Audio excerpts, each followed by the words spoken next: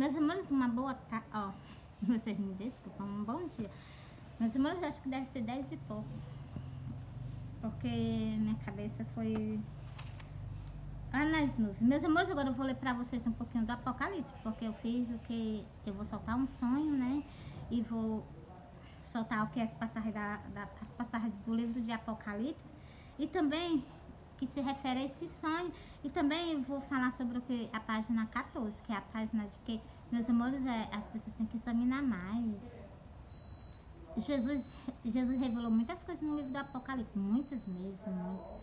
Mas o livro do Apocalipse todo tem que se cumprir. Mesmo porque ainda tem um bocado de página, meus amores, vocês meditam, vocês leem e releem, começam a pedir discernimento a Deus. Porque, meus amores, não é bem assim que as coisas funcionam, não. Depois da grande colheita, não vai ter mais colheita. Então, essa colheita que vai ter no livro do Apocalipse fala sobre o quê? Sobre uma colheita. Quer dizer que o livro do Apocalipse, se vocês prestarem atenção, ele é todo de colheita. A última colheita é a colheita que ela vai vir justamente já para a parte das festas das bodas. Então, por isso que eu digo, vocês têm que ler. Meus amores, está incomodando, eu vou desligar, né? Não, mãe, vou desligar não, vou só ficar ajeitando lá, né, por enquanto.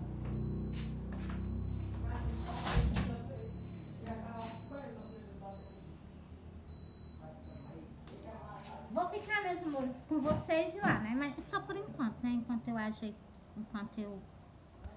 vai fazendo os tantos, porque esse fogãozinho, ele é bonzinho, ele é bonzinho, né? Ó, meus amores, eu só tava logo sonho. Meus amores, eu sonhei que eu tava num canto. Quando eu olhava pra trás de mim, eu avistava Jesus descendo uma rua, por cima da calçada. E era de dia, não era de noite, não era de dia. Meus amores, quando eu olhei pra ele, né, eu vi Jesus com a coroa de espinho na cabeça, os cabelinhos dele todo ensanguentado de sangue, e o rostinho dele, meus amores, não tinha nem um canto branquinho, era tudo só piscado, todo lavado de sangue, não é só piscado, é lavado de sangue. Meus amores, o manto debaixo dele, meus amores, estava da cor de vinho, do sangue dele, né? Do que fizeram com o meu grande amor. Jesus de Nazaré, meu rei, meu salvador. Então, o que fizeram com ele, então, deixaram ele todo lavado de sangue. Eu olhei Jesus, quando eu vi Jesus, meus amores, eu olhei ele dos pés à cabeça. E então, meus amores, quando eu vi ele, meus amores, eu não aguentei, eu corri, eu fui ao encontro dele, eu abracei ele me abraçou, eu me acordei. Meus amores, quando eu abracei Jesus, Jesus tampou daqui pra cima, ele não deixou eu ver a cabeça dele, ele tampou daqui pra cima e ele limpou isso aqui, daqui até a parte do manto que ele foi crucificado, ele deixou bem limpinho. Então, meus amores, mas quando eu me virei, que eu vi ele estava todo lavado de sangue, ele vinha andando de cabeça baixa, por cima da calçada, os comércios tudo fechado, e Jesus vinha andando. Não tinha uma pé de pessoa no meio da rua, não tinha ninguém acompanhando Jesus sozinho. Aí, meus amores, quando eu acordei, eu fiquei imaginando, o que Jesus quer me dizer com isso? Jesus quer que eu fale do evangelho, Jesus quer que eu fale sobre o evangelho e sobre o sacrifício dele. Então, meus amores, o que Jesus fez por vocês na cruz do Calvário é tempo de arrependimento, antes da vinda dele. Depois da vinda dele, não é arrependimento não, viu? Então, no dia da colheita, no dia quando Jesus vinha buscar o povo, não vai ficar tudo normal não, meu irmão. Vai ficar o quê? De repente, muitas pessoas sobre a face da terra. Tu acha que a terra vai ficar normal? Não vai. Vão sumir e vão entrar o mundo inteiro. Você sabe o que é o mundo inteiro? Então é o mundo inteiro que vai entrar em pânico.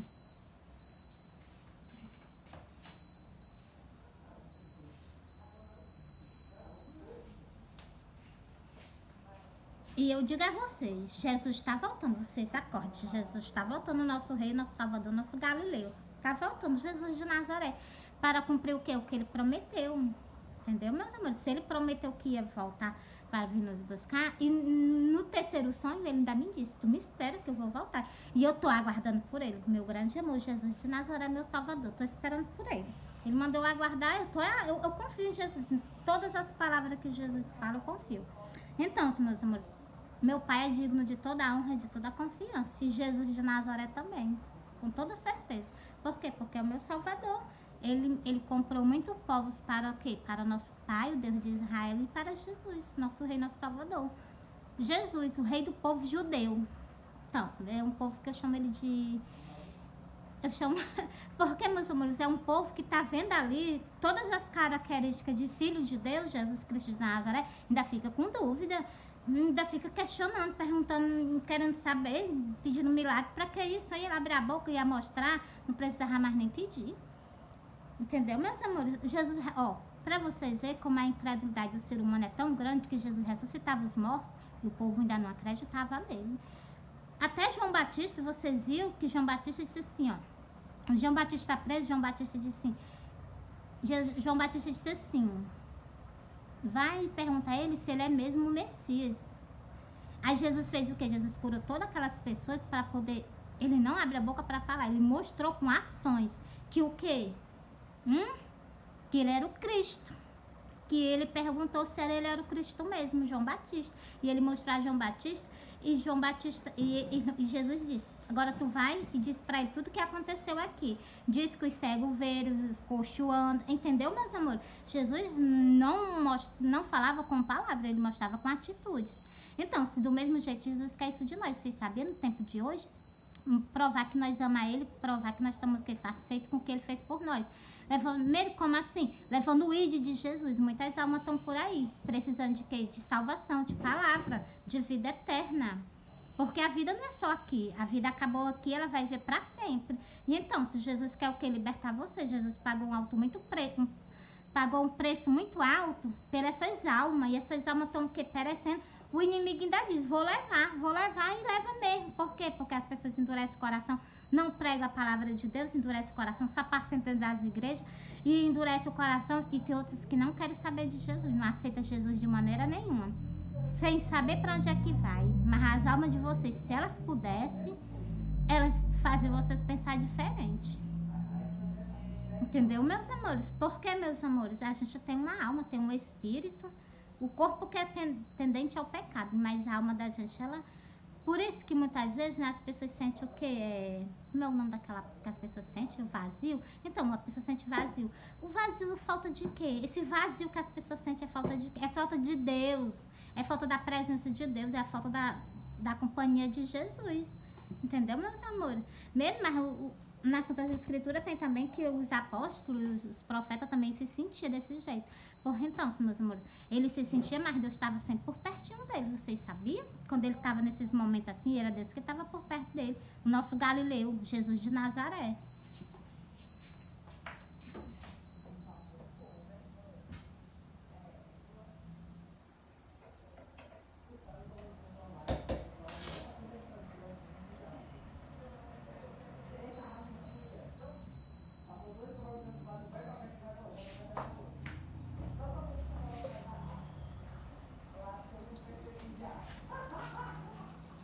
Meus amores, eu vou soltar pra vocês o quê? Sobre a respeito desse sonho que eu tive, eu vou soltar o versículo. Sabe por quê, meus amores? Jesus está chamando a atenção.